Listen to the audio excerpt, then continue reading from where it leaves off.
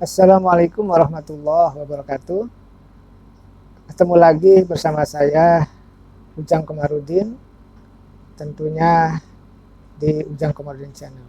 Nah, pada kesempatan video kali ini saya akan membahas tentang analisa terkait capres dan cawapres tentunya ya. Kita DPR dan pemerintah sudah menentukan pencoblosan atau pemilihan Pileg dan Pilpres itu di tanggal 28 Februari 2024. Nah, artinya kalau kita tarik ke depan seperti pengalaman-pengalaman di 2019 yang lalu, artinya tahapan capres-cawapres itu akan dilakukan 8 bulan sebelumnya. Artinya di bulan Juni 2023 itu proses pencapresan itu sudah jalan. Nah, saya akan mengupas beberapa figur ya berpotensi untuk bisa menjadi capres dan cawapres. Nah, salah satunya pada video kali ini saya akan membahas tentang Anies Baswedan.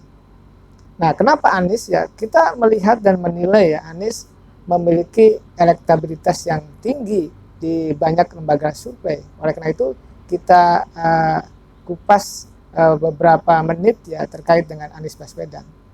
Nah, apa keunggulannya Anies? Ya tentu secara fisik dia ganteng ya. Ini pengalaman Pak SBY di 2024 itu penting dalam konteks fisik itu. Calon presiden itu ya secara fisik juga harus bagus dan harus kuat. Gitu. Secara kecerdasan juga Anies juga cerdas karena dia juga dosen, seorang intelektual. Lalu dia juga pernah jadi menteri gitu kan, itu menjadi keunggulan bagi Anies. Lalu juga saat ini menjadi Gubernur DKI Jakarta, di mana gubernur yang menjadi fokus perhatian publik atau perhatian seluruh rakyat Indonesia.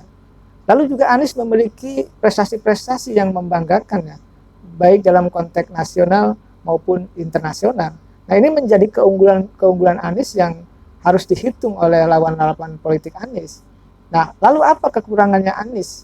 Nah, saya melihat Anies ini ya akan berhenti di Oktober 2022. Nah, ketika dia berhenti, ini tentu ada masa menganggur ya, 2 tahun gitu, menuju ke pemilu 2024 atau katakanlah ya 1 tahun lah kalau sampai Juni 2023 pada tahap pencapresan nanti ya, kurang lebih lah sekitar itu. Nah, dalam masa menganggur Anies ini tentu Anies harus memiliki posisi ya, baik dalam konteks pemerintahan maupun non pemerintahan yang bisa untuk menjaga atau mempertahankan atau bahkan menaikkan elektabilitasnya.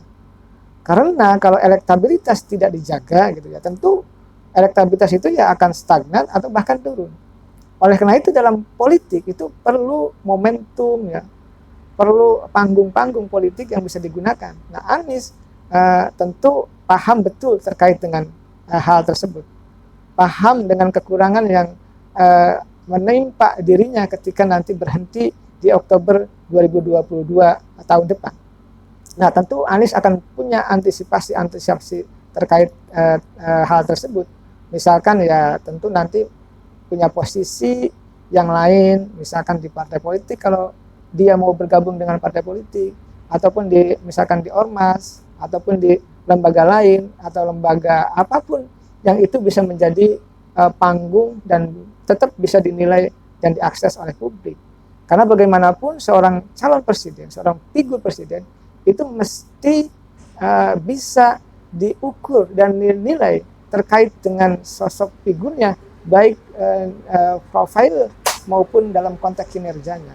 Nah, Anies ketika masa menganggur itu tentu dia tidak akan berdiam diri, tidak akan santai-santai. Ketika dia punya keinginan untuk menjadi capres, maka dia sudah pasti akan membuat atau menggunakan panggung-panggung yang ada ke depan untuk tetap bisa menjaga popularitas, elektabilitas dan akseptabilitasnya di 2024 nanti. Nah, lalu kansnya seperti apa? Nah, kalau Anies elektabilitasnya tinggi gitu ya, tetap terjaga gitu. Lalu tentu memiliki kans yang besar ya Anies untuk menjadi capres.